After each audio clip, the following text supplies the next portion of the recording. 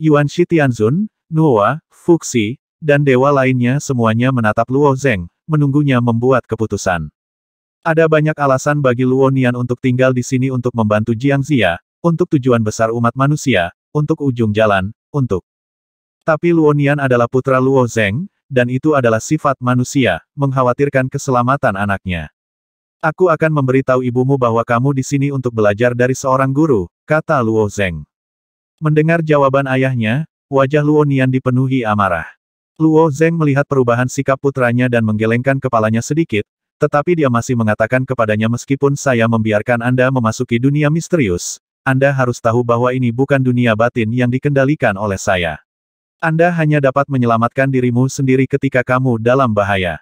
Tidak apa-apa bagi Luo Nian untuk membuat pergolakan di dunia di dalam tubuhnya, tetapi dunia nyata secara alami jauh lebih keras. Nian tahu. Mata Luo Nian berkedip. Sekarang Luo Nian tidak terlalu muda, tetapi dia telah hidup di bawah kemuliaan ayahnya. Ketika dia berada di Yundian, dia tumbuh dengan mendengarkan berbagai legenda Luo Zeng.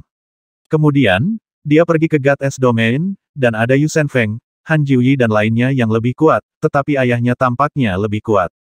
Ketika dia pergi ke dunia ibu, dia terlempar begitu saja ke dunia ibu.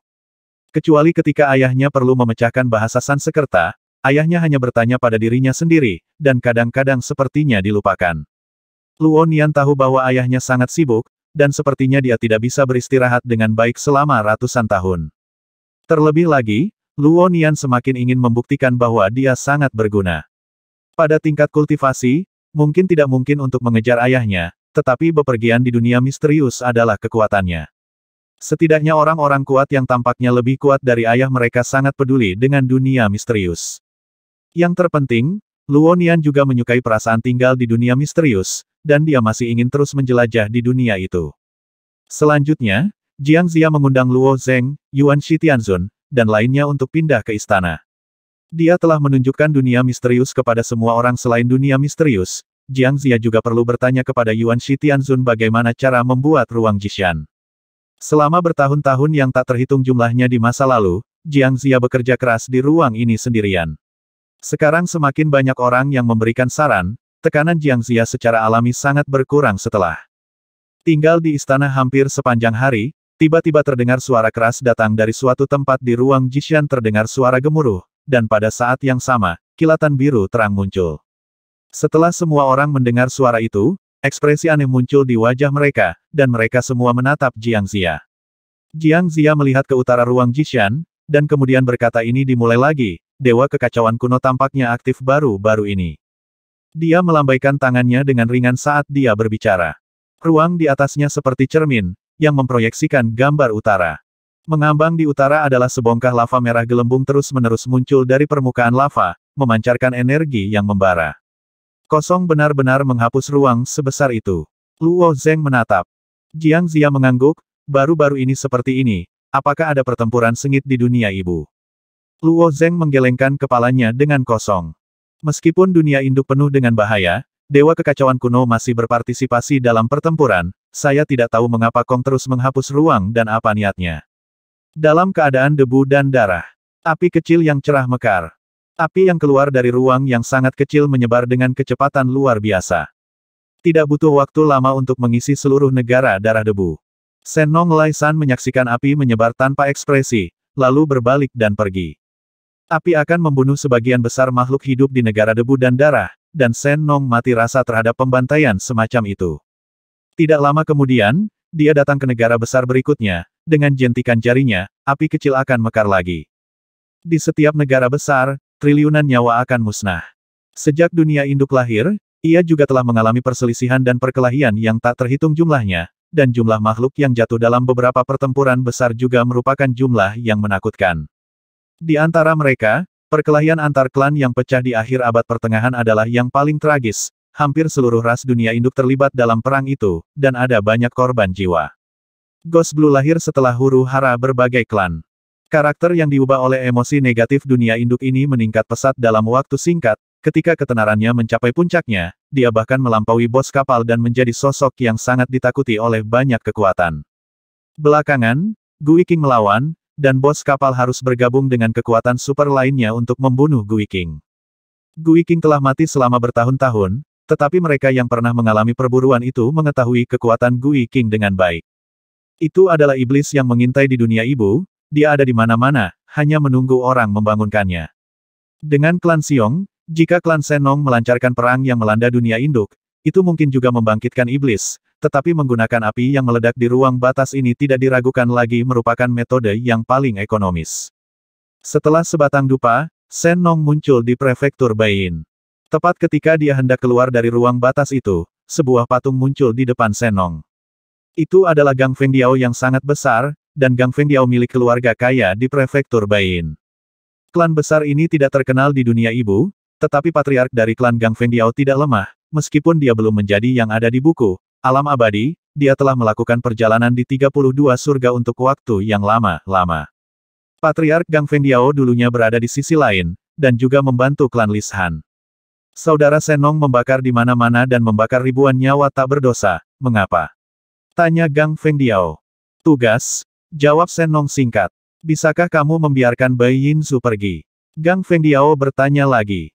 Tidak, jejak keraguan melintas di mata Senong, tapi Brother Diao dapat memimpin klan Gang Fengdiao untuk pergi. Mata emas Gang Fengdiao mengungkapkan ekspresi kekecewaan, Bai Yinzu adalah rumah leluhur klan Gang Fengdiao kita. Bagaimana bisa kamu menyerah begitu saja? Jika saudara Senong ingin membakar Bai Yinzu, tolong lewati aku. Kakak Diao baik kepada klan Senong saya, tolong jangan mempersulit saya, kata Senong. Seolah-olah Elang Gang Feng tidak mendengarnya, sebuah tanda dari pantai seberang berputar di atas kepalanya, lalu melebarkan sayapnya, dan itu sudah menyerang Senong setelah beberapa saat, seekor elang dengan sayap patah. Jatuh lurus ke bawah dari langit, apa yang jatuh bersamaan dengan itu adalah ruang yang sangat kecil yang berkelap-kelip dengan api. Saat negara besar dibakar, emosi negatif yang gelisah menyebar di dunia ibu. Antara makhluk hidup, antara ras dan ras, jika ada gesekan, mereka akan saling menghunus pedang, ada konflik dan gesekan terus-menerus antara banyak klan besar dan kecil. Tidak lama kemudian, emosi negatif ini mencapai nilai ekstrim, lalu menghilang tanpa jejak. Dan di sudut tertentu dunia ibu, makhluk baru lahir, dan makhluk ini memancarkan aura jahat yang besar. Makhluk jahat ini lahir di suku manusia di negara bagian Yulu. Prefektur Yulu awalnya milik bekas Jiuli. Setelah jatuhnya Jiuli, prefektur Yulu juga dikuasai oleh klan Yuxiong. 90% makhluk di negara bagian Yulu adalah manusia. Setelah klan Xiong menduduki prefektur Yulu, mereka pun melakukan pembersihan yang brutal dan tidak manusiawi. Mereka yang setia pada mantan Jiuli terus-menerus dibersihkan oleh klan Yuxiong, dan berita serta legenda tentang Jiuli dilarang sama sekali. Setelah beberapa waktu, jejak Jiuli perlahan-lahan terhapus, dan orang-orang di prefektur Yulu telah sepenuhnya beralih ke klan Yuxiong, atau mereka hanya percaya bahwa mereka adalah anggota klan Yuxiong. Hari-hari ini, suhu di seluruh negara bagian Yulu telah meroket, dan matahari yang terik sepertinya memeras tetes air terakhir dari bumi, dan seluruh negara bagian dipenuhi dengan kegelisahan dan lekas marah. Di mansion Tuan kota-kota Ning'an di prefektur Yulu, seorang bayi lahir. Bagi Zhou Tai, penguasa kota Ning'an, ini adalah kegembiraan yang luar biasa, tetapi saat bayinya lahir, Zhou Tai mendengar jeritan melengking. Zhou Tai mengkhawatirkan keselamatan ibu dan anak itu, jadi dia bergegas ke ruang bersalin. Setelah memasukinya, apa yang dilihat Zhou Tai membuatnya pusing. Istrinya terbaring dalam genangan darah, dan beberapa bidan dipenggal kepalanya, dan seorang bayi terbuka tergeletak di lantai ruang bersalin. Zhou Tai sedikit terkejut saat melihat bayi itu. Dilihat dari penampilan dan warna kulitnya, bayi tersebut tidak diragukan lagi adalah manusia, namun terdapat sepasang tanduk pendek di bagian atas kepala bayi tersebut, yang terlihat seperti tanduk tajam di bagian atas kepala setan. Bayi yang baru lahir ini menunjukkan senyum jahat ke arah Zhou Tai, melambaikan tangan kecilnya yang berlumuran darah, seolah pamer kepada Zhou Tai, memberitahu ayahnya bahwa dia membunuhnya. Tidak mungkin, anakku tidak seperti ini. Kamu bukan anakku. Zhou Tai ini dianggap sebagai pahlawan di prefektur Yulu. Dia telah berkultivasi ke sisi lain pada usia lebih dari 30 tahun dan menjadi penguasa kota Ning'an. Zhou Tai tidak menyangka istri dan anaknya akan menghadapi hal yang begitu tragis ketika mereka akan melahirkan. Begitu Zhou Tai menyadarinya, dia sudah mengeluarkan pisau besar dari pinggangnya. Itu bukan anaknya, tapi monster dari neraka. Swoosh! Gumpalan niat pedang liar dilepaskan, menebas kepala bayi itu. Kekuatan yang terkandung dalam pisau ini telah mencapai ratusan dewa. Belum lagi monster yang baru lahir ini, di seluruh negara bagian Yulu, tidak banyak orang yang bisa menangkapnya. Bayi yang tergeletak di tanah memandangi bayangan pisau sambil tersenyum, tampak jahat. Melihat bayangan pisau mendekati bayi itu, tiba-tiba bayi itu mengulurkan tangan gemuknya. Retak, dia mengambil pisau di tangannya dengan mudah. Mata Zhou Tai berputar-putar, sama sekali tidak bisa dipercaya. Bahkan jika anak ini adalah iblis, itu hanya iblis yang baru lahir, dapatkah dia menangkap dirinya sendiri dengan pisau? Mencicit, Zhou Tai hanya merasakan kekuatan yang datang dari pisau panjang itu, pisau panjang yang besar itu dipelintir dan ditekuk oleh bayi itu. Rasa krisis yang luar biasa menghantam hati Zhou Tai. Dia tidak tahu apa yang terjadi dengan bayi ini, tetapi Zhou Tai hanya memiliki satu keyakinan di hatinya, jika bayi ini dibiarkan hidup, seluruh dunia ibu mungkin akan mendapat masalah. Saat Zhou Tai melepaskan gagang pisau panjang, dia bergegas menuju bayi itu. Bagaimanapun, dia harus mengakhiri hidup iblis itu. Pukulannya langsung mengenai kepala besar bayi itu. Kulit bayi ini lembut, dan penampilannya imut, tetapi auranya sangat jahat, Zhou Tai tidak akan menahan diri sama sekali. Tepat ketika tinju Zhou Tai masih 1 inci dari bayi itu, ada senyum polos di wajah bayi itu, Zhou Tai hanya merasakan sakit yang tajam di benaknya, dan dengan jeritan, darah menyembur dari kepala Zhou Tai, itu meledak sepenuhnya. Bayi itu perlahan merangkak keluar dari ruang bersalin dengan ekspresi setengah tersenyum di wajahnya. Teriakan Zhou Tai sebelum dia meninggal menarik perhatian para penjaga rumah tuan kota. Saat penjaga datang, bayi itu pun merangkak keluar dari ruang bersalin. Ketika para penjaga sangat bingung, senyuman misterius muncul di wajah bayi itu. Puff engah-engah. Kepala semua penjaga ditiup terbuka, dan darah di rumah tuan kota terus mengalir secara horizontal. Kematian penjaga ini menarik lebih banyak penjaga, termasuk beberapa ahli ulung dari alam pantai lain di mansion tuan kota. Tapi tidak peduli siapa itu, selama mereka melihat nasib bayi itu, kepala mereka akan meledak dan mati. Ketika bayi itu merangkak keluar dari gerbang mansion tuan kota, semua 1011 orang di seluruh mansion tuan kota telah mati. Di depan rumah tuan kota, orang-orang yang datang dan pergi melihat bayi yang berlumuran darah dengan mata yang aneh, dan bayi itu tersenyum lagi pada orang yang lewat. Puff engah-engah. Setelah sehari, kota Ning'an yang semula ramai dan ramai, menjadi sepi seperti kota hantu. Bayi lugu dan romantis itu sudah merangkak menuju gerbang kota Ning'an. Tepat ketika bayi itu hendak keluar dari gerbang kota, sosok kurus muncul tidak jauh di depannya, yaitu Ji Xuanyuan. Bayi itu memiliki semacam perlawanan naluriah terhadap Ji Xuanyuan, dan kehati-hatian yang belum pernah terjadi sebelumnya muncul di wajah kecil yang polos itu, ketika alis kecil itu tiba-tiba berkerut, terdengar suara retakan dari kepala Ji Xuanyuan. Bang! Ji Xuanyuan menahan pukulan itu, tetapi sosoknya tidak bergetar sedikit pun, dan bahkan kulitnya tidak berubah sedikit pun. Ada jejak kemarahan di mata besar bayi itu, dan alisnya berkerut, saat dia terus mencoba meledakkan kepala Ji Xuanyuan. Bang bang bang! Tidak peduli seberapa keras bayi itu berusaha, Ji Xuanyuan tetap tidak bergerak, dan bahkan ada sedikit kelembutan dalam cara dia memandang bayi itu. Kemudian Ji Xuanyuan membungkuk dan mengulurkan tangan untuk menggendong bayi itu. Gerakan yang tampaknya lembut mengandung kekuatan yang tak tertahankan. Siapa namamu? Ji Xuanyuan bertanya. Tidak hanya dia yakin bahwa bayi itu akan dapat menjawab pertanyaannya, tetapi ada juga sedikit keagungan dalam nadanya yang tidak dapat dilawan. Ada sedikit keraguan di wajah bayi itu, memikirkan masalahnya seperti orang dewasa. Katakan, perintah Ji Xuanyuan. Setelah menyadari bahwa dia tidak dapat melewatinya, bayi itu bergumam sebentar, dan akhirnya menjawab dengan suara seperti anak kecil, namaku, hantu, King. Bagus sekali, mulut Ji Xuanyuan sedikit melengkung, jawabannya tidak mengejutkannya.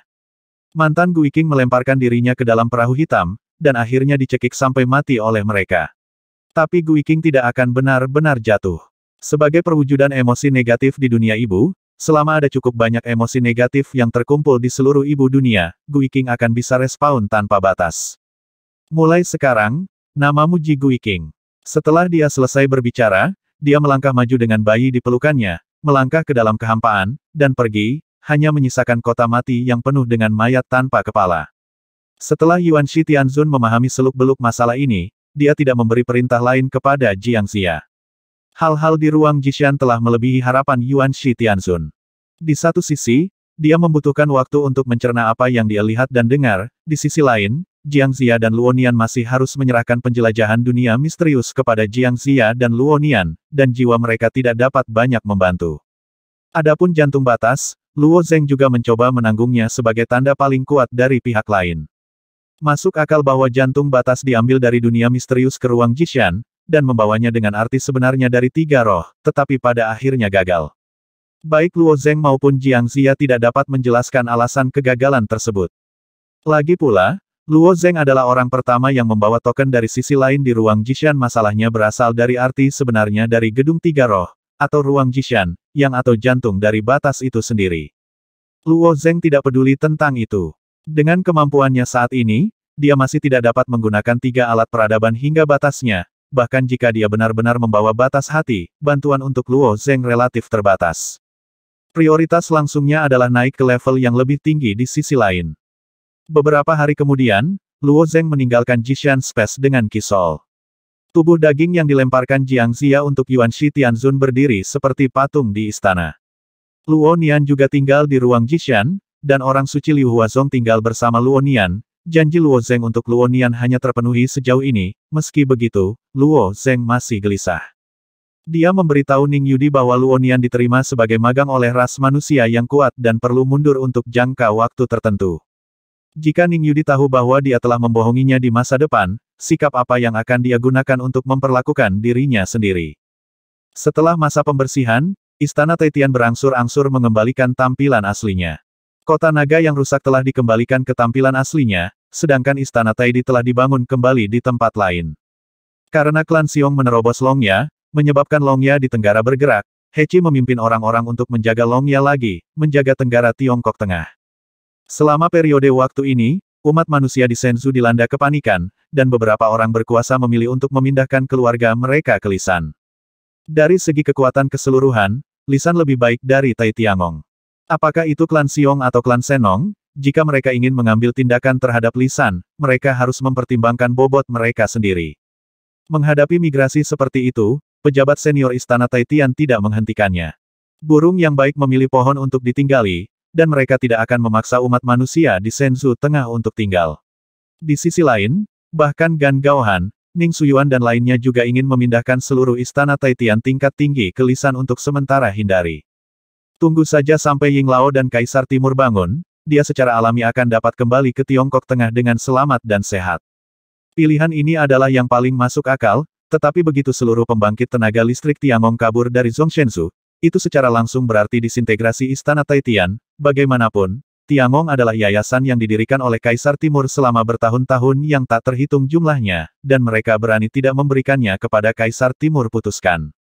Setelah diskusi yang intens, Gan Gaohan, Ning Suyuan, Qiu Yinhe, Lin Zanting dan lainnya masih memilih untuk tetap tinggal di Tiongkok Tengah. Kemudian Gan Gaohan menggantikan Dong Huang dan mengeluarkan dekrit kekaisaran ke Tiongkok Tengah. Mengumumkan situasi pertempuran antara ras manusia dan ras gagak emas melalui dekrit kekaisaran, dan pada saat yang sama memberitahu Lisan bahwa dia akan memberikan bantuan kapan saja, untuk menenangkan orang-orang yang panik di Shenzhou Tengah. Luo Zeng tidak terlalu peduli dengan seluruh level umat manusia, meskipun dia dibesarkan di Tiangong, bagaimanapun juga Tiangong tidak dibangun olehnya. Mendengarkan Feng Ge, dia pikir dia akan membakar bab Zhenwu ketika dia meninggal, jadi Luo Zeng menulis ulang untuknya. Setelah Gan Gaohan mendapatkan bab Zhenwu, dia juga sangat terkejut. Pada periode khusus ini, sebenarnya tidak perlu menyembunyikannya, dan bab Zhenwu perlu digunakan untuk memberi manfaat bagi Istana Surgawi. Tetapi jika semua orang di Tiangong tahu tentang pencerahan sejati akan menyebar dalam beberapa hari.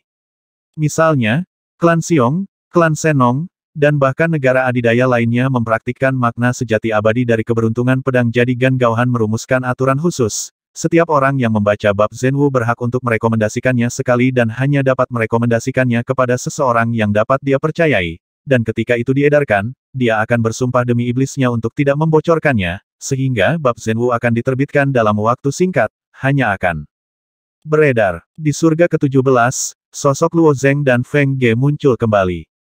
Setelah pertempuran dengan gagak emas, tujuan mereka menjadi jelas. Jika Anda ingin memasuki surga ke-33, pertama-tama Anda harus memasuki kota jiwa, lalu memasuki tanah perampokan. Kota jiwa terletak di surga ke-29, tidak ada masalah. Meski masih ada beberapa kuil di surga ke-17, namun tidak terlalu menarik bagi mereka berdua. Setelah melewati cincin bintang putih, Luo Zeng dan Feng Ge berubah menjadi dua sinar cahaya putih dan terbang ke atas surga.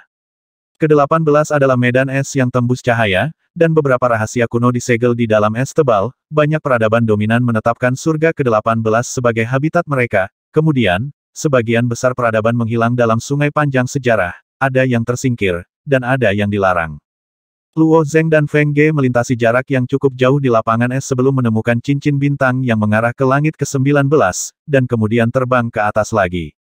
Surga ke-19. Tepat setelah melepaskan diri dari cincin bintang, suara angin menderu melewati telinga. Di langit yang sangat berangin ke-19, angin topan tidak ada habisnya sepanjang tahun, dan ada pasir kuning tak terbatas di mana-mana. Cincin bintang 19 langit tidak jauh, Feng Ge memimpin di depan, tetapi hanya butuh sebatang dupa untuk menemukannya.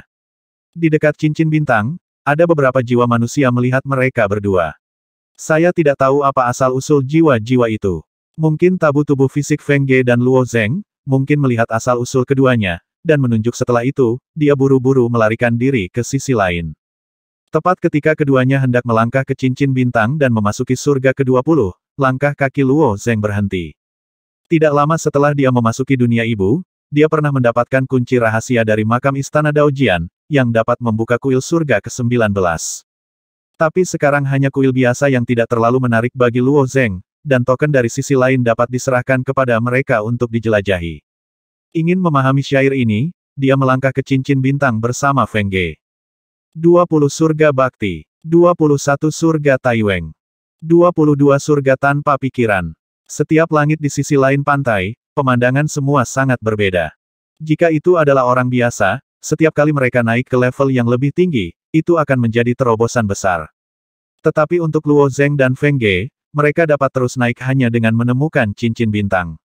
Tidak lama kemudian, keduanya telah sampai di surga tingkat 28, dan tingkat selanjutnya adalah Chang Rongtian yang memiliki kota jiwa, namun ketika mereka mencapai surga tingkat 28, jalan yang semula mulus akhirnya muncul rintangan. Kekuatan masing-masing surga di sisi lain memiliki pola yang berbeda. Dalam beberapa hari, peradaban yang dulunya dominan dihormati, seperti klan Yuanling, yang mendominasi 11 langit. Dalam beberapa hari, ras asli dari sisi lain berkuasa.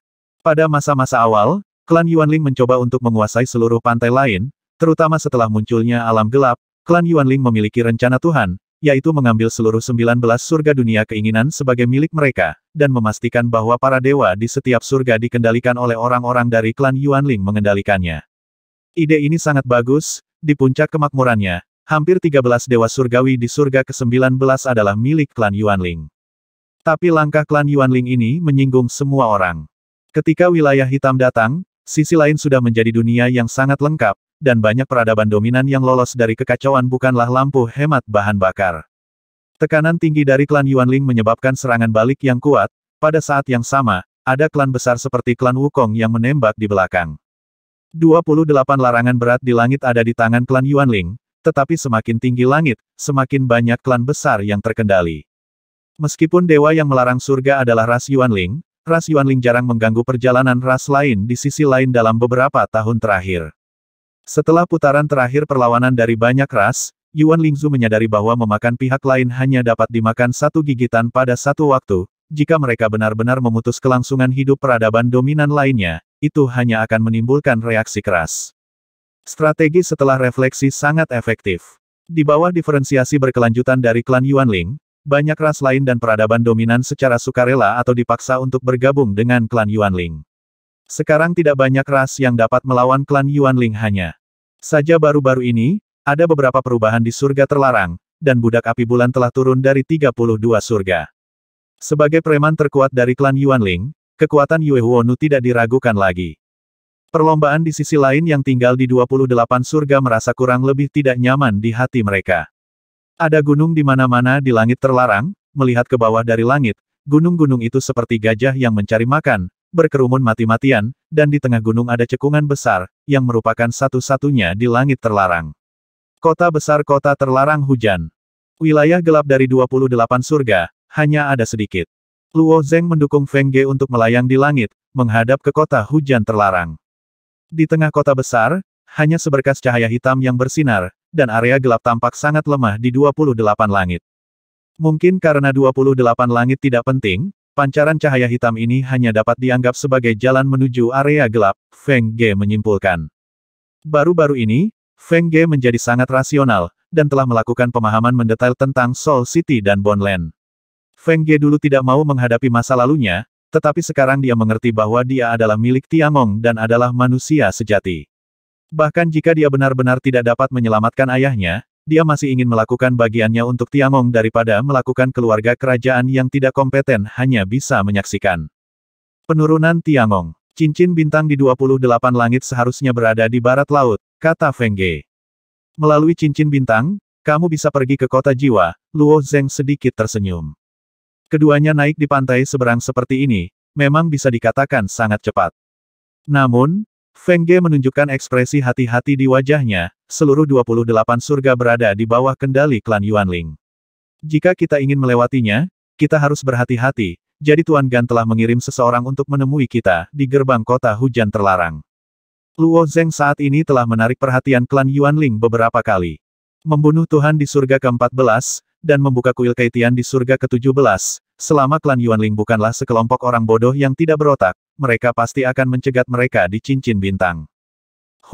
Setelah melintasi pegunungan yang tak terhitung jumlahnya, Luo Zeng dan Feng Ge akhirnya tiba di tepi kota hujan terlarang.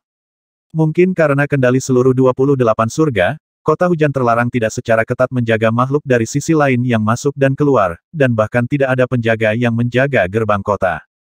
Tetapi untuk beberapa alasan, Luo Zeng dan Feng Ge menarik perhatian makhluk-makhluk ini dari sisi lain begitu mereka muncul.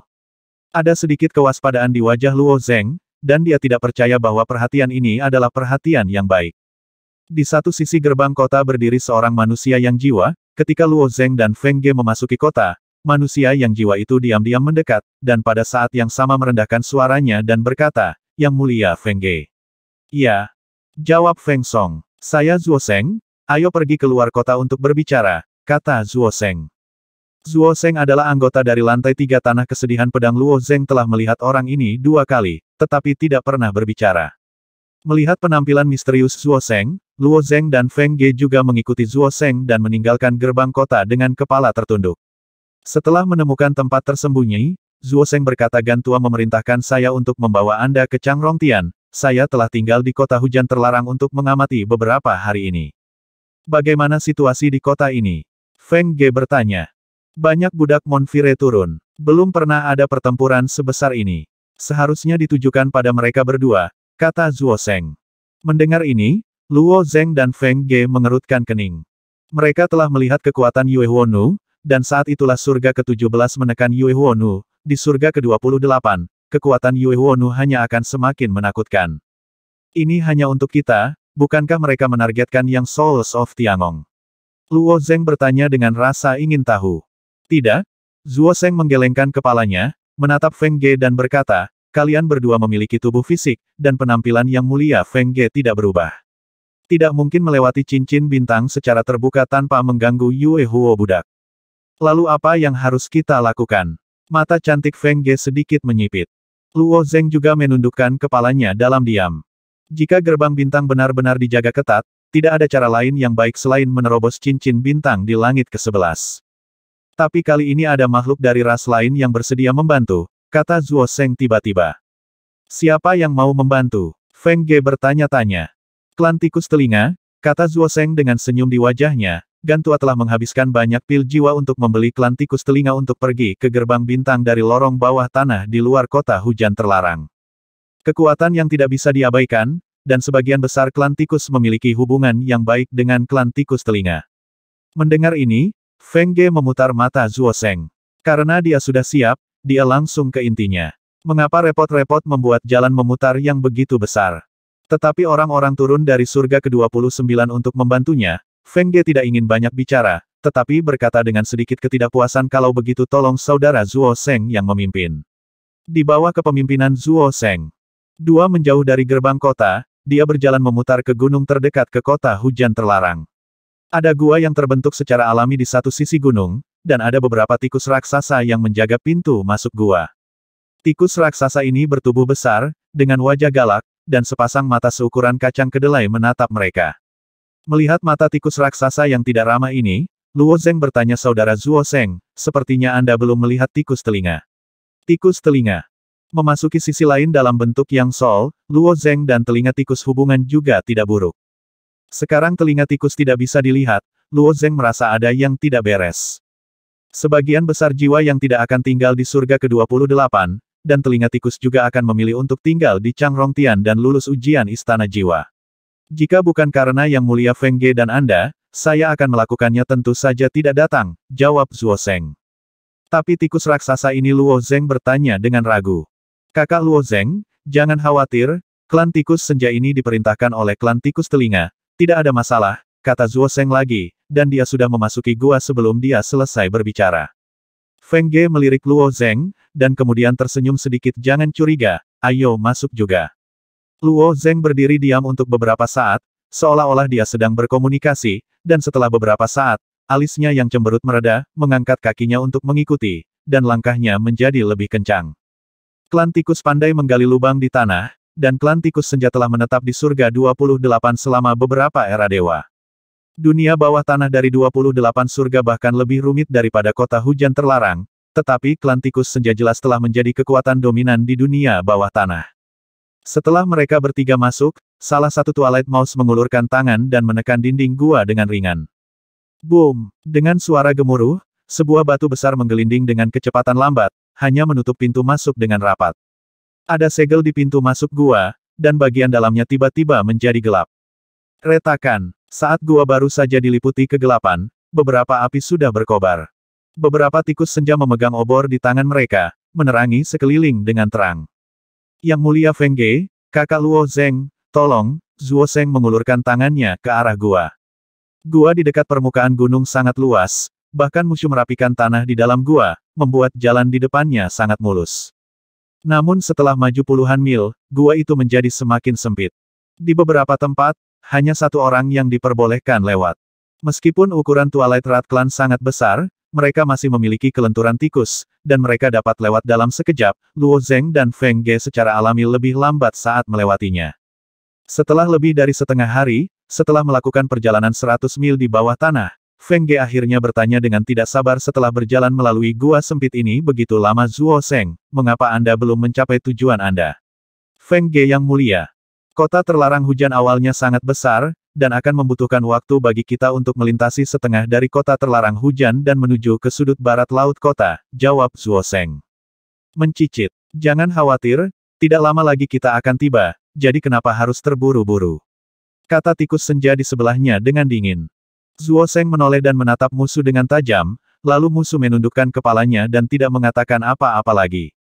Feng Ge mengedipkan matanya dan menatap Luo Zeng dengan tenang, bahkan jika dia lambat bereaksi, dia merasa ada yang tidak beres saat ini. Luo Zeng diam-diam mengedipkan mata, memberi isyarat kepada Feng Ge untuk tidak berbicara. Zuo Seng berasal dari Tiangong, dan dia masih di Tiangong. Jika dia mengkhianati Tiangong, dia tidak akan bisa pergi hidup-hidup, jadi Zuo Seng sendiri tidak akan melakukan hal seperti itu. Berdasarkan kesimpulan ini, apakah Zuo Seng ini palsu, atau jiwa Zuo Seng telah dikendalikan? Adapun tikus senja ini, mereka mungkin tidak ada hubungannya dengan tikus telinga. Senior Yuan Shi Tianzun, saya khawatir ada sesuatu yang salah sekarang, kata Luo Zeng dalam benaknya. Faktanya, ketika dia berada di luar kota hujan terlarang, Luo Zeng telah menyadari bahwa dia ingin membangun Feng Ge dan menolak permintaan Zuo Seng pada saat yang sama, tetapi Yuan Shi Tianzun memberitahu Luo Zeng dalam pikirannya untuk membiarkannya diam. Sekarang saya telah melakukan perjalanan di bawah tanah begitu lama, saya khawatir saya akan mendapat masalah. Tentu saja, Luo Zeng berharap Yuan Shi Tianzun akan maju untuk menyelesaikannya. Jangan khawatir, kata Yuan Shi Tianzun dengan tenang, ini hanya surga ke-28, aku bisa mengatasinya. Di kuil Keitian, Yuan Shi Tianzun membunuh Yue Huonu dengan satu jari. Saat itu, kekuatan Yue Huonu berada di bawah tekanan, tetapi kekuatan Yuan Shi Tianzun juga ditekan. Selama dia tidak bertemu dengan orang yang sangat kuat di klan Yuanling, Yuan Shi Tianzun masih memiliki cara untuk menghadapinya. Jangan dengarkan tikus-tikus ini berbicara omong kosong, lagi pula, mereka hanyalah sekelompok hewan, hehe, Zuo Seng menjelaskan, dan terus memimpin. Setelah melewati bagian yang sempit, jalan di depan berangsur-angsur terbuka kembali. Tidak lama kemudian, mereka bertiga dan Twilight Mouse tiba di sebuah gua melingkar, dinding gua ini diukir dengan hati-hati, dan sama sekali tidak terlihat seperti gua, melainkan sebuah istana yang indah. Setelah Luo Zeng dan Feng Ge memasuki gua, Zuo Sheng berkata ini terletak di bawah cincin bintang. Bisakah kamu memasuki cincin bintang dengan naik? Feng Ge bertanya. Iya, Zuo Sheng mengangguk dan berkata, sayang sekali kalian semua mati saat naik. Boom! Ada 6 lorong di sekitar gua melingkar, dan ada lampu hijau bersinar mekar di 6 lorong diiringi dengan suara langkah kaki yang berat. Segera sekelompok budak api bulan dengan api hijau di sekujur tubuh mereka melangkah keluar dari lorong. Feng Ge mundur selangkah dan bersandar pada Luo Zeng, dia mengerutkan kening dan menatap Zuo Sheng dan berkata, Zuo Sheng, apa artinya ini? Saya hanya diperintahkan untuk membawa yang mulia ke sini. Setelah kata-kata itu jatuh, para budak api bulan itu telah memasuki gua, dan suhu di dalam gua juga terus meningkat. Lalu, apakah kamu Zuo Sheng? Luo Zeng bertanya. Zuo Sheng merasa Luo Zeng sangat tenang. Dia sedikit bingung dengan ketenangan Luo Zeng, dan bahkan sedikit gelisah, jadi dia menjawab dengan tidak sabar apakah aku Zuo Sheng atau bukan, itu tidak ada hubungannya denganmu. Aku hanya ingin tahu. Zuo Sheng jelas ada di Tiangong, jika dia mengkhianati Tiangong, dia tidak akan bisa hidup, kamu seharusnya bukan dia, kata Luo Zeng dengan acuh tak acuh. Hei, jadi bagaimana jika tidak? Bentuk yang jiwa Zuo Sheng berangsur-angsur berubah, dan suaranya juga sedikit meningkat. Meskipun dia masih tidak bisa melihat wajahnya dengan jelas, dia jelas orang yang berbeda. Itu adalah yang jiwa orang lain yang menyamar sebagai Zuo Sheng. Jika kamu Zuo Sheng, aku bisa berbelas kasih, jika tidak, maka kamu sudah mati, jawab Luo Zeng dengan nada datar. Benarkah? Hehehe, tanyakan dulu pada dirimu apakah kamu bisa hidup. Pria itu menunjuk ke arah Luo Zeng dan Feng Ge sambil melangkah mundur. Yue Huonu, yang perlahan mendekat, bergegas dari arah yang berbeda. Luo Zeng, aku hanya bisa bertarung, kata Feng Ge dengan tatapan tajam. Tepat ketika Feng Ge hendak bergegas ke satu arah, Luo Zeng mengulurkan tangan dan meraih pergelangan tangannya dan menariknya dengan lembut, dan pada saat yang sama sebuah hantu muncul dari dahinya. Hantu itu tidak lain adalah Yuan Shi Tianzun sendiri, bahkan di Immortal Scroll, peringkat Yuan Shi Tianzun cukup tinggi. Suatu kali dia memimpin umat manusia untuk menghadapi klan Yuanling secara langsung, dan membunuh beberapa budak Monfire. Meskipun tubuh dewa terperangkap, dan sekarang hanya jiwa yang tersisa, tidak masalah mengandalkan kekuatan yang tersisa di kuil Keitian untuk membantu Luo Zeng melawan budak api bulan ini. Wosh! Jari ke langit. Sebuah jari melesat melintasi busur, mengenai budak api bulan di depannya. Retak. Kekuatan jari ini sangat kuat di surga ke-17, dan juga yang terbaik di surga ke-28, tetapi tidak lagi mendominasi seperti di surga ke-17. Namun, kekuatan Yuan Shi Tianzun terletak pada pengalaman ratusan pertempuran jari penembus-menembus baju besi Yue Huonu dengan sangat akurat, menembus ke dalam api, dan langsung menembus inti jiwa mereka. 9 budak api bulan yang mengepung dari segala arah membeku di tempat.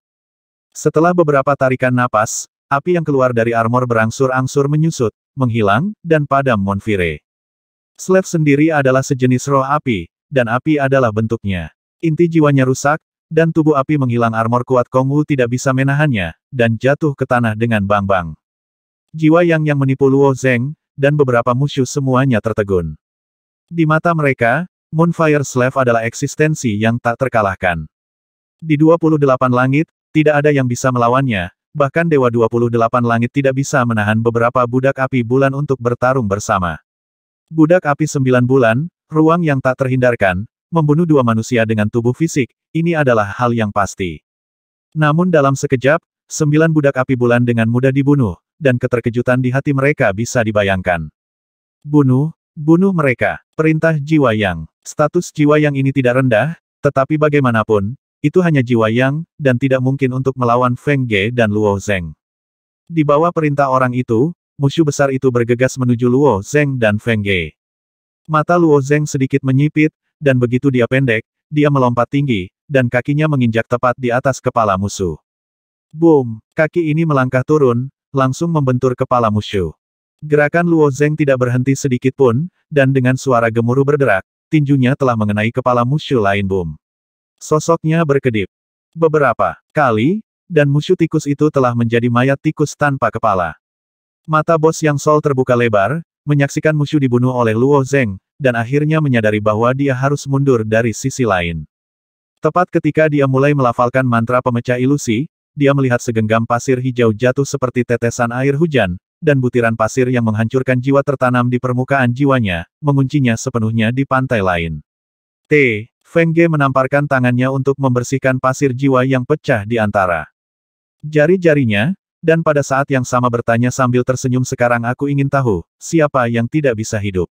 Lagi pula, dia pernah mengalaminya di Soul City, jadi kecepatan melarikan diri seperti ini tidak lambat. Jika itu orang lain, sangat mungkin untuk melarikan diri, tetapi sangat disayangkan dia bertemu Luo Zeng. Retakan. Ditemani oleh kilat yang terang, Luo Zeng telah muncul di sampingnya, mengulurkan tangan dan menarik dengan lembut. Orang ini seperti layang-layang dengan tali putus, tidak berbobot, dan dengan mudah terlempar ke belakang oleh Luo Zeng. Lepaskan aku, pria itu memohon. Selain menyergap kita di sini, apakah klan Yuanling punya rencana lain? Luo Zeng bertanya. Tidak lagi. Pria itu menjawab, karena takut Luo Zeng tidak akan mempercayainya, dia menambahkan, siapa yang mengira begitu banyak budak api bulan tidak dapat melakukan apapun untukmu.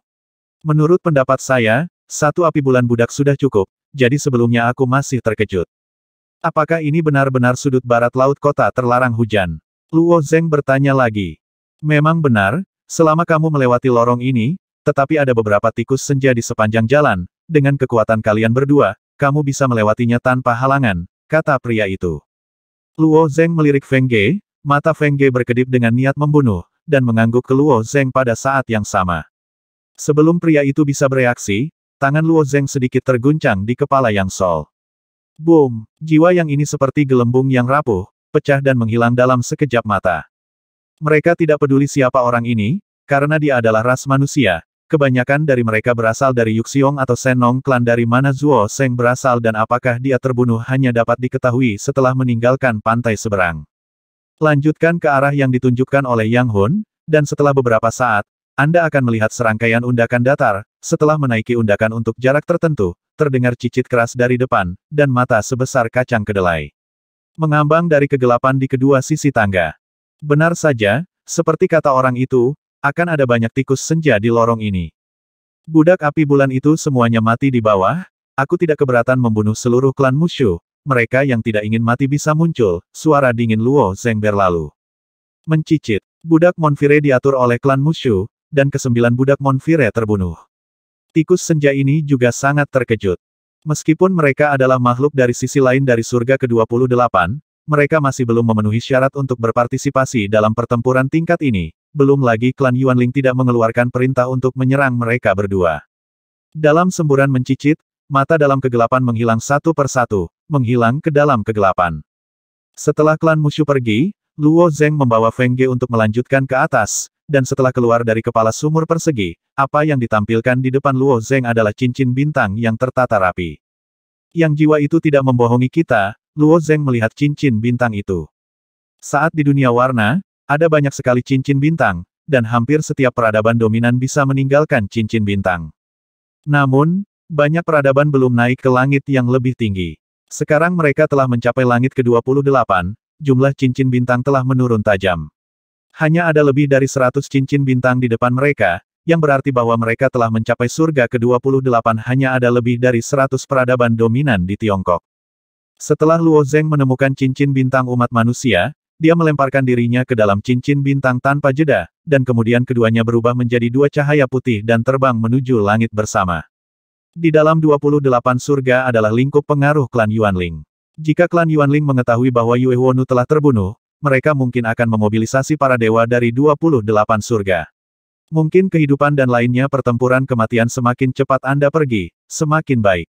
Dua lampu putih lurus bolak-balik sepanjang jalan, dan akhirnya mencapai lapisan ke-29 Changrongtian, yang juga merupakan tempat di mana kota jiwa berada. Di atas puncak tunggal berwarna darah, cincin bintang umat manusia berdiri di sini. Halo di tengah cincin bintang bergetar beberapa saat, dan dua sosok muncul di dekat cincin bintang. Setelah pandangan Luo Zeng kembali normal, dia melirik lingkungan sekitarnya dan sedikit terkejut. Di atas Scarlet Lonely Peak adalah platform bundar, dan ada 7 atau 8 cincin bintang di tengah platform selain ras manusia. Ras lain telah naik ke tempat ini, dan ada puluhan jiwa yang di sekitar platform. Jiwa yang ini memiliki bentuk yang berbeda, dan ada berbagai macam ras, tetapi tidak ada ras manusia. Ketika mereka melihat tubuh Luo Zeng dan Feng Ge, mata mereka berbinar. Memiliki tubuh fisik, bagaimana mereka melakukannya? Wanita manusia itu tampaknya adalah makhluk dari sisi lain. Feng Ge dapat melihat wajahnya dengan jelas, jadi dia secara alami diidentifikasi sebagai makhluk dari sisi lain. Luo Zeng mengabaikan jiwa yang ini, tetapi berjalan ke tepi platform bundar dan melihat sekeliling. Ada puncak tunggal berwarna darah yang berdiri di Changrong Tian, yang masing-masing dipisahkan oleh jarak yang cukup jauh, dan di bawah puncak tunggal ada jurang maut, dan cairan merah mengalir di dasar jurang. Sejak surga ke-29, pantai seberang telah menjadi sangat berbahaya, kata Feng Ge dari samping, dasar Changrong Tian ditutupi dengan darah mendidih, yang merupakan cairan merah di bawah. Sekali makhluk hidup jatuh ke dalam darah mendidih di dalam, itu akan meleleh bersih. Tapi ini tidak berbahaya, kan? Tatapan Luo Zeng telah ditarik dari bawah, jatuh di sisi puncak soliter, dan jalan papan panjang telah dibangun di antara puncak soliter ini. Jika Anda melompat ke dalam darah mendidih, Anda secara alami akan dapat lewat dengan aman. Terlebih lagi, Luo Zeng tahu cara terbang di langit, jadi secara alami lebih mudah.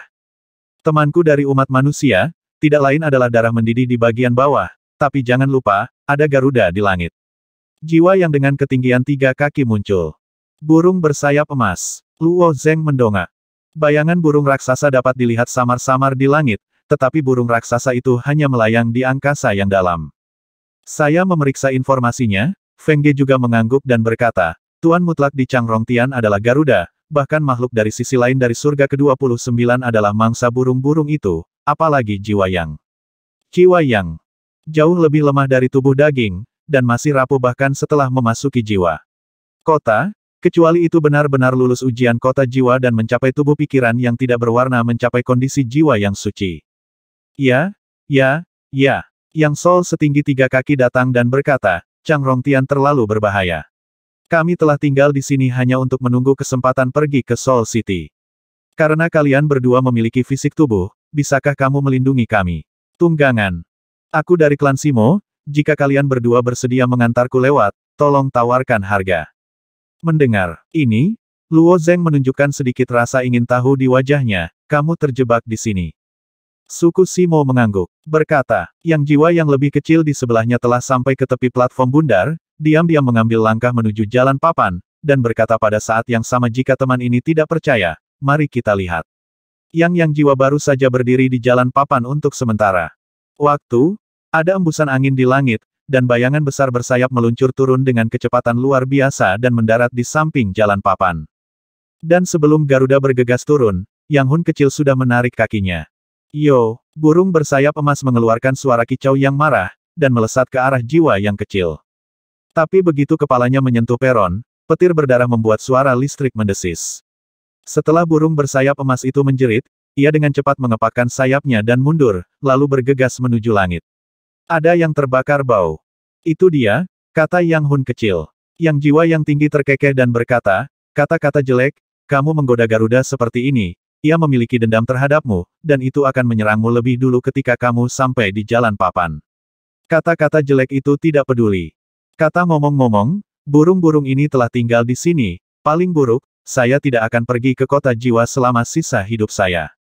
Setelah mendengar percakapan mereka, Luo Zeng menyadari bahwa orang-orang ini mungkin telah terjebak di sini selama beberapa waktu. Jika Changrong Tian seperti ini sepanjang waktu, secara teori itu tidak mungkin. Setelah berpikir sejenak, dia bertanya, tidak, jika Garuda itu selalu ada, bagaimana yang lain bisa sampai ke Soul City? Kita hanya bisa menunggu kesempatan. Kata Feng Ge, aku mendengarnya selama ada darah ketika cuaca berkabut, burung bersayap emas tidak mau turun, dan ketika kabut darah menyebar, semua orang akan bergegas ke kota jiwa untuk aman. Seberapa sering kabut darah datang? Luo Zeng diminta. Kami sudah lama berada di sini, tapi kami belum pernah melihat Bloody Mist Sky sebelumnya, jawab Yang Sol lainnya. Kelahiran kabut darah benar-benar acak, kadang-kadang kabut darah dapat menyebar lebih dari setengah Changrong Tian, dan kadang-kadang meskipun kabut darah lahir, itu hanya dapat menutupi sebagian area dan masih tidak dapat pergi ke kota jiwa. Kalau begitu, kamu ingin kami melawan burung-burung aneh itu? Luo Zeng bertanya. Tepat, kata Yang Hun kecil. Terlalu berbahaya, Feng Ge memveto proposal tersebut, burung-burung bersayap emas itu adalah penguasa di sini, jika mereka berduyun-duyun ke arahmu, kamu tidak bisa menolaknya. Meskipun Feng Ge memiliki kepercayaan tertentu pada Luo Zeng, semakin dia tidak mau dia mengambil risiko acak. Mendengar keberatan Feng Ge, jiwa-jiwa yang itu tiba-tiba kehilangan minat dan bubar satu demi satu, bahkan ada yang langsung melafalkan mantra pemecah ilusi dan mundur dari sisi lain. Pada saat ini, suara Yuan Shitianzun tiba-tiba datang dari benak Luo Zeng. Benar-benar aneh, kutukan kabut darah Chang Rongtian telah hilang. Kutukan kabut darah. Tanda tanya, apa itu? Luo Zeng bertanya. Hei, tampaknya klan Yuanling telah bekerja keras selama bertahun-tahun dan menghapus banyak hal, kata Yuan Shitianzun dengan senyum tak berdaya. Klan elang emas bersayap besar di Chang Rongtian benar-benar kuat, bahkan para dewa pun terbuat dari sayap besar. Jarang ada elang emas yang bertanggung jawab. Secara umum, makhluk di alam gelap jauh lebih kuat daripada makhluk di alam terang, tetapi alam gelap dan alam terang Chang Rongtian keduanya diperintah oleh sayap besar elang emas, yang memang sangat langka. Hal baiknya adalah klan elang emas bersayap besar sangat bangga. Tidak peduli seberapa keras klan Yuanling berusaha, mereka tidak dapat memenangkannya, meskipun klan ini berbahaya dan brutal, mereka tidak mematuhi perintah klan Yuanling. Dan ras yang berdiri di puncak Chang Rongtian ini paling takut dengan darah mendidih yang mengalir di jurang, bahkan sebagian besar makhluk di sisi lain Chang Rongtian mengandalkan darah mendidih untuk bertahan hidup. Setelah Yuan Shitianzun menjelaskan asal-usul elang emas bersayap besar, dia melanjutkan dahulu kala, seseorang menemukan bahwa kabut darah dapat mengusir elang emas bersayap besar. Kabut darah hampir merupakan keterampilan yang harus dimiliki oleh Chang Rongtian untuk melewati level 29, jadi saya tidak berharap tidak ada yang mengetahuinya sekarang. Sisi lain tidak berubah, Yuan Shitianzun dan yang lainnya sudah lama tidak kembali, dan beberapa hal yang dulunya mudah telah mengalami perubahan yang mengguncang bumi. Luo Zeng ragu-ragu sekarang, apakah dia ingin mendengarkan Feng Ge dan menunggu kabut darah muncul sebelum pergi, atau hanya bergegas? Jika benar-benar ada kutukan kabut darah yang dikatakan Yuan Shitianzun, itu akan luar biasa. Senior Yuan Shitianzun, tapi aku tidak tahu apakah kutukan kabut darah masih efektif. Luo Zeng bertanya dengan ragu. Yuan Shitianzun berkata dengan ringan, kamu mencobanya, dan kamu akan tahu. Kutukan kabut darah ini sama dengan mantra ilusi, dan kesulitannya tidak tinggi, tetapi Luo Zeng telah menguasai waktu sebatang dupa, dan kemudian dia berjalan ke platform bundar di tepi. Feng Ge dan jiwa yang lainnya sedikit tidak jelas ketika mereka melihat tindakan Luo Zeng, jadi mereka berpikir bahwa Luo Zeng akan menggoda burung bersayap emas seperti yang jiwa kecil. Saya mendengar semburan kata-kata di mulut Luo Zeng, melantunkan sesuatu. Saat Luo Zeng melantunkan, darah mendidih di jurang di kaki gunung menjadi lebih intens, seolah-olah beberapa binatang buas hendak keluar dari darah mendidih. Ketika darah mendidih ke tingkat tertentu, jejak kabut darah merah cerah melayang. Melihat pemandangan ini, Feng Ge dan Yang Souls membuka lebar pupil mata mereka. Kabut darah muncul begitu cepat. Tidak, dia bisa memanggil kabut darah. Aku belum pernah mendengar metode seperti itu. Kutukan kabut darah bukanlah metode yang rumit, tetapi klan Yuanling telah mengalaminya, jangka waktu yang lama, waktu telah melenyapkan metode ini dalam sejarah. Tentunya masih ada sedikit orang yang menguasai metode ini, namun tidak diketahui oleh orang luar.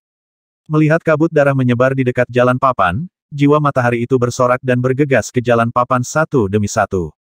Namun, kabut darah itu sepertinya tersebar di sekitar Luo Zeng. Jika Luo Zeng tidak maju, kabut darah tidak akan maju, jadi Yang Sol hanya bisa berhenti di jalan papan dan menunggu Luo Zeng bergerak maju.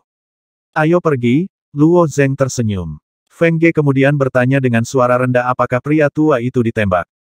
Iya, Luo Zeng mengangguk. Setelah dia membawa gulungan itu, dia memperoleh banyak kemampuan yang tidak dapat dijelaskan.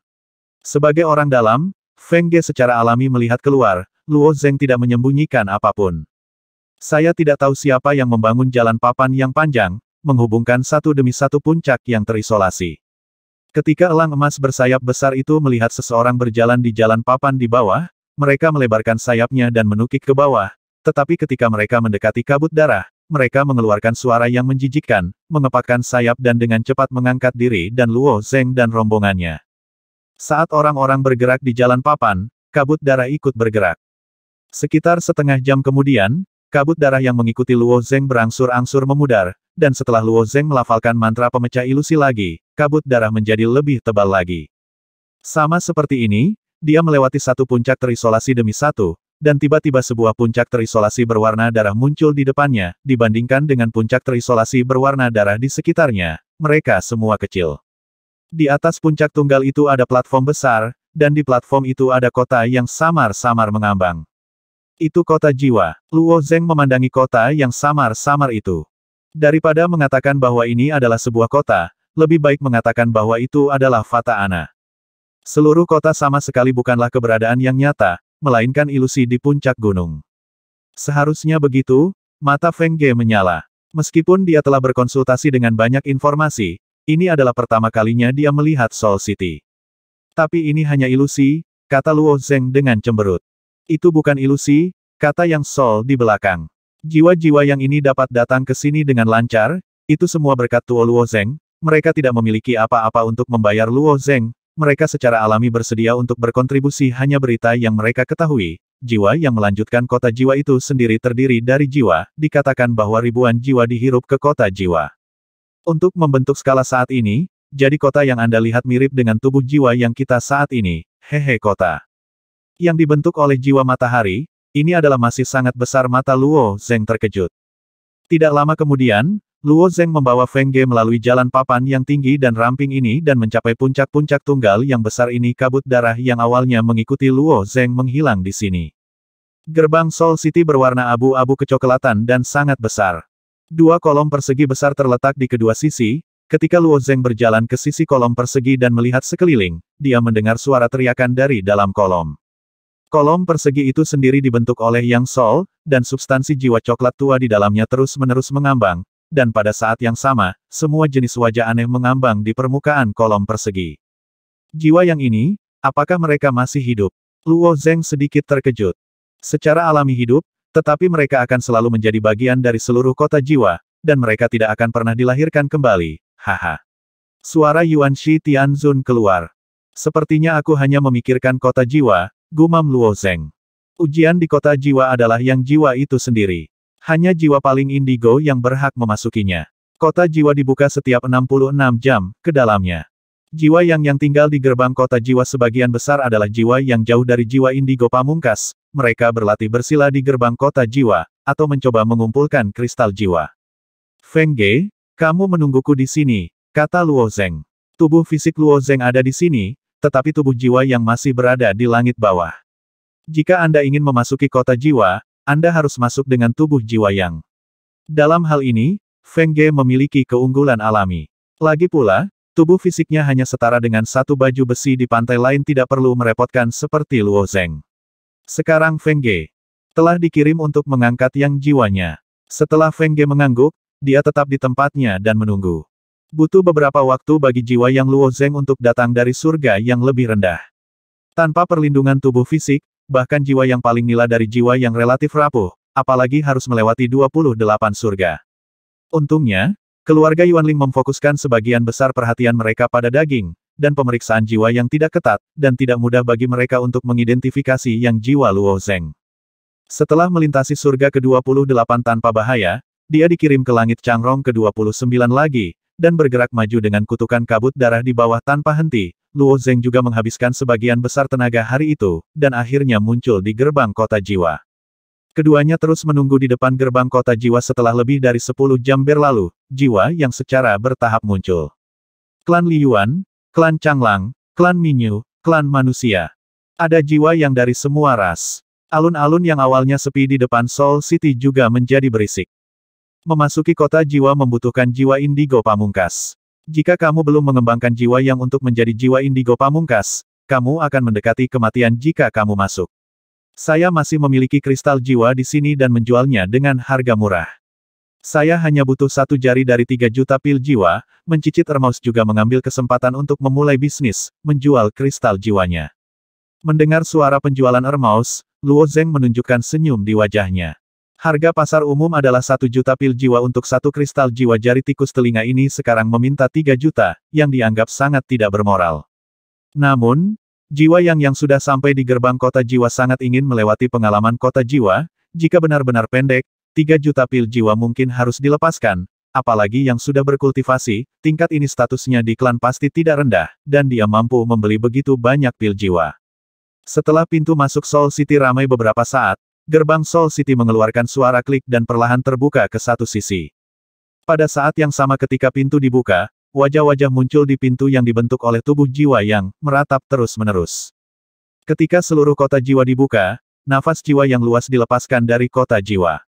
Luo Zeng juga telah melihat aura yang Sol dari pembangkit tenaga Immortal Realm, seperti Dong Huang dan Di Juna, tetapi bahkan pembangkit tenaga Immortal Realm dalam volume tidak dapat dibandingkan dengan aura luas di depannya.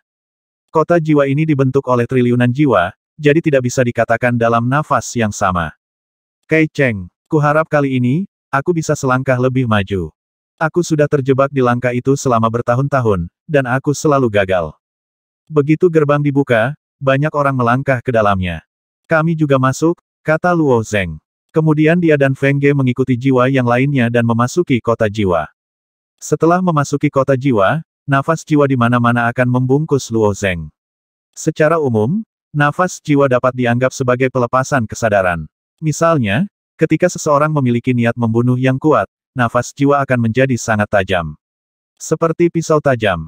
Setelah jiwa yang lemah merasakan aura yang kaya akan niat membunuh, itu akan sangat tidak nyaman, dan jika terlalu lemah, bahkan akan langsung musnah. Jika itu adalah nafas yang lembut, itu dapat menghibur pihak lain, dan bahkan memiliki efek memperbaiki jiwa ada. Banyak jiwa yang bercampur di kota jiwa, dan nafas yang terkandung di dalamnya sangat rumit, dan juga memiliki pengaruh yang sangat rumit pada Luo Zeng. Dia tampaknya dapat mendengarkan emosi ribuan orang pada saat yang sama, menangis, sedih, ditolak, marah, gembira, gembira. Luo Zeng seperti ini, begitu pula Feng Ge. Jenis mendengarkan ini dan indera pendengaran yang sebenarnya tidak dapat dibuang, dan mendengarkan jiwa tidak dapat dibuang.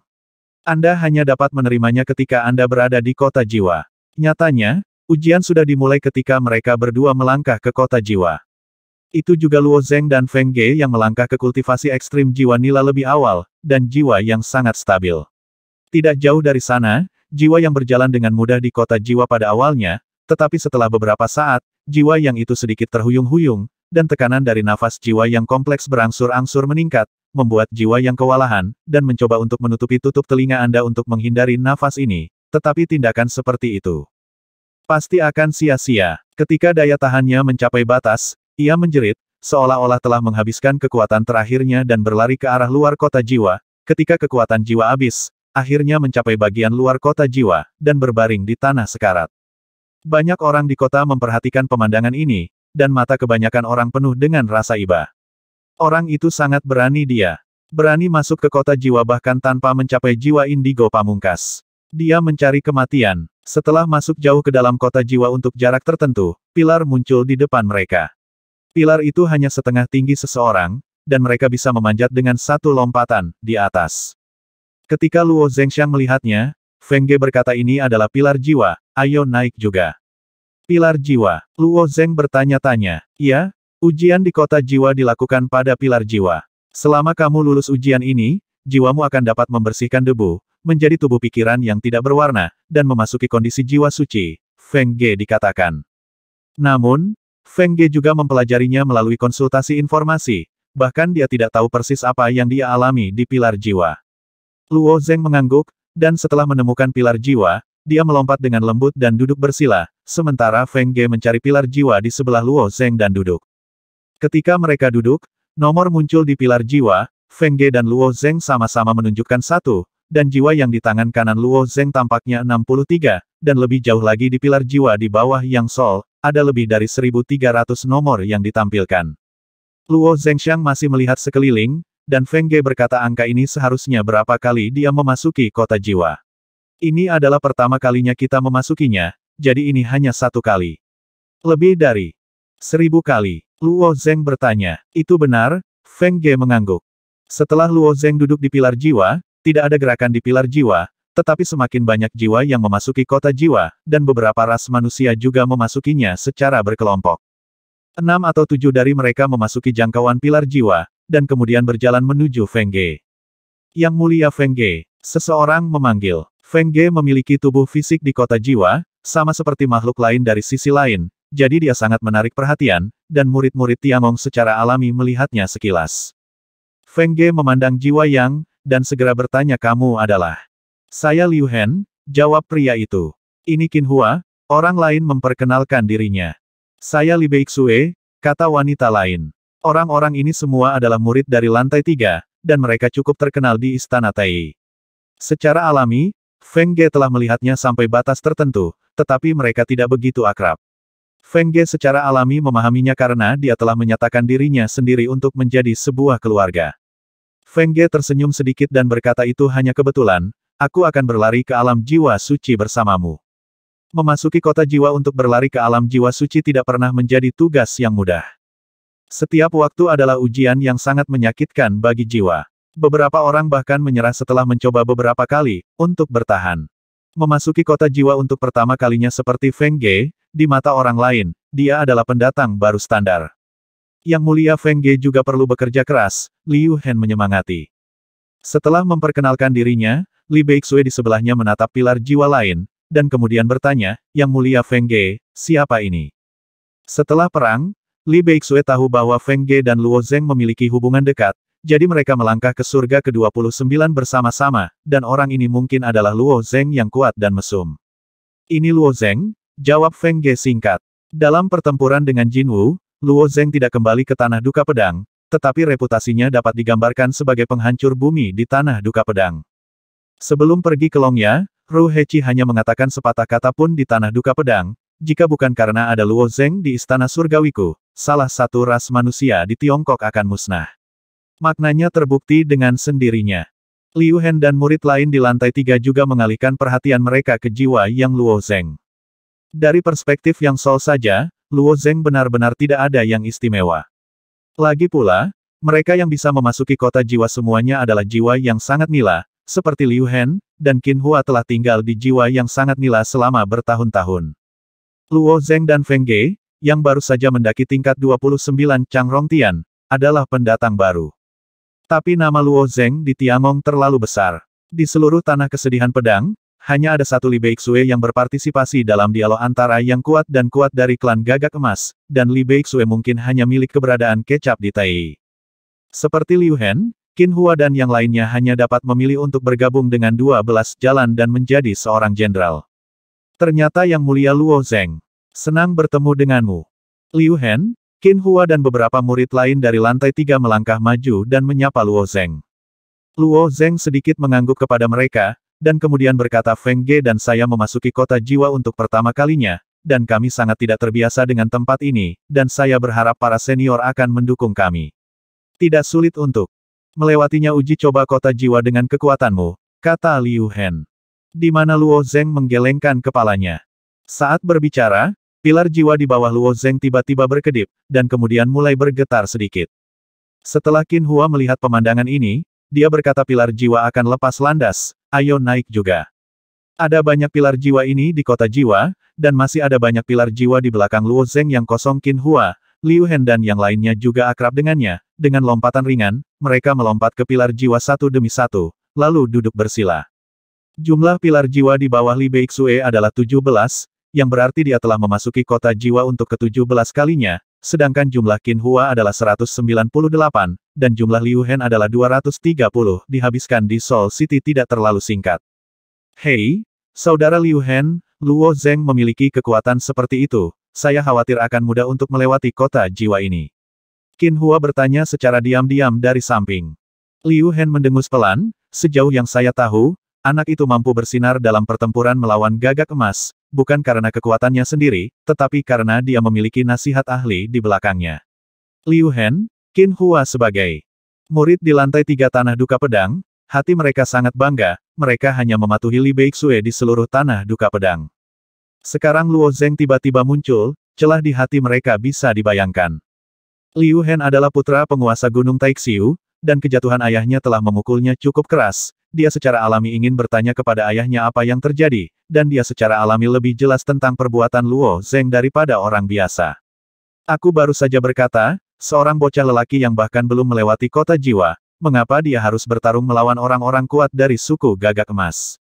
Sekarang Tiangong hampir membuatnya menjadi sosok seperti dewa, tetapi itu terlalu berlebihan. Qin Hua tiba-tiba tersadar.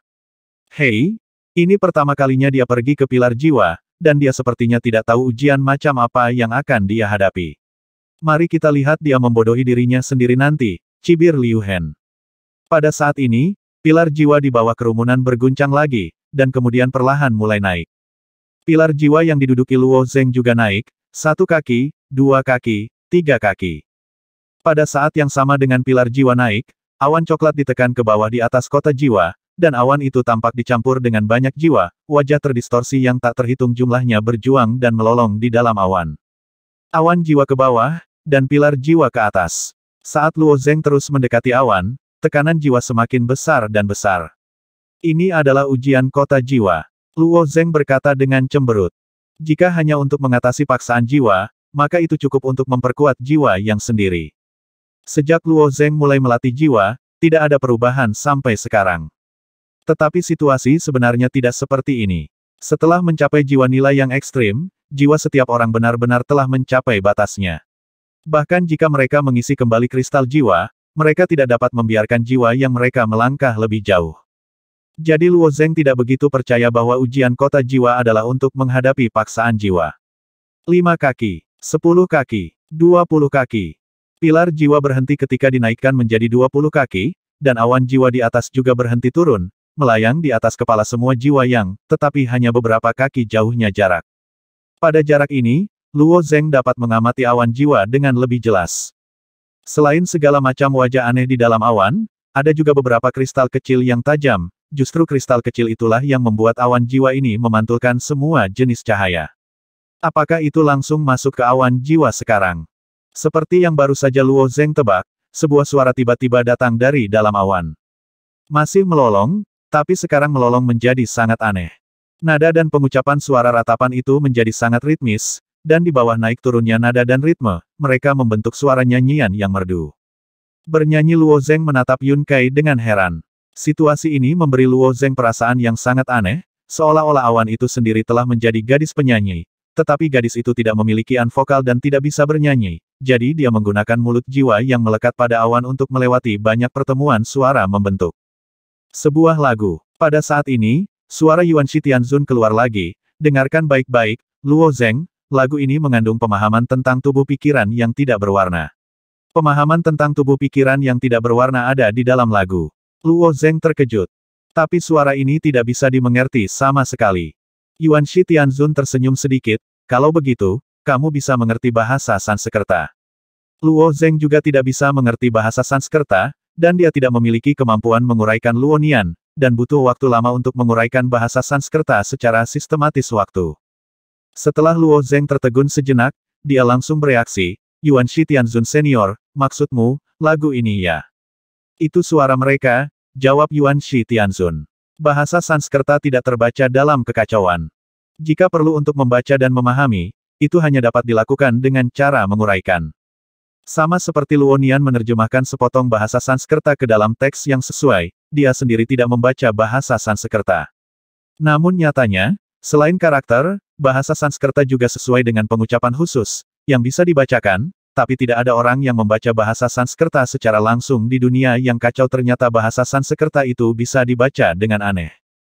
Pengucapan, Luo Zeng berdiri dan mendengarkan.